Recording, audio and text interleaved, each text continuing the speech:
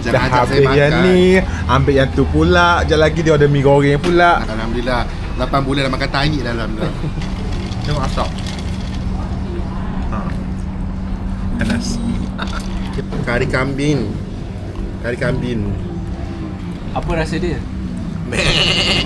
Awak hidup makan tu hidup ke hidup tu makan? Tu kedua apa? Hai, Assalamualaikum guys. Baru ni kita orang ke Sup Power Ali kat Taman Maju Kajang. Aku tanya sup apa yang special. Diorang cakap limited menu sup torpedo, iaitu sup zakar lembu, dan sup power string, iaitu sup telur lembu.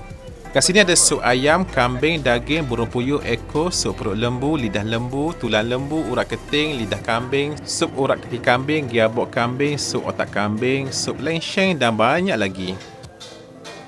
Welcome to Malaysia, Auntie Liz. Today we're gonna try full peanut soup. I knew hanging out with you is going to lead to this kind of nonsense. Lepas ni, saya ambil sup torpedo satu, sup telur satu. Ada bahagian yang dimasak di dapur dulu sebelum dipindahkan ke pressure cooker untuk lebih cepat dan lebih lembut. Inilah zakar dan telur lembu. Roti bengali ini dipotong kecil dan sedap dimakan dengan kuah sup yang pekat berempah. Bau roti ini wangi, panas dan cepat mengenyangkan. Aku rasa roti ini homemade kat kedai ni. You memang orang sini? Memang sini. Mama? Mama. Tapi kulit putih? Lain sikit ikut Datuk. Oh.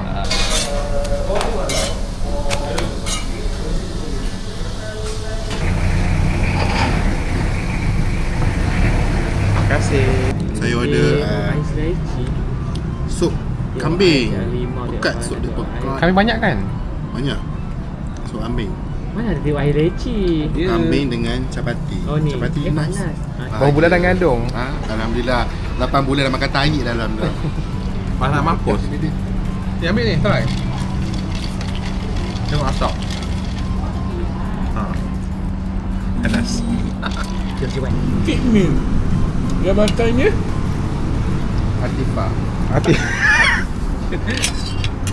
Okey, terima kasih. Ni telur. Ni telur. Ni torpedo. Terima kasih. Telur, torpedo.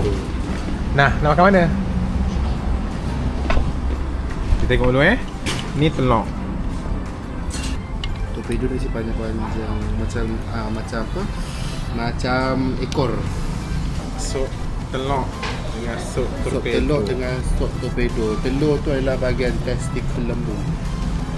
Try dulu Panas tak? Torpedo tu adalah bahagian Kulit lembu. Itulah dia. Ni testikel Sedap lah. Testikel ni ada bau ni. Bau. Dia bau macam paru, macam Berani dia cuba. Rasa apa? Tak ada perasaan. rasa macam hati je. Rasa macam hati.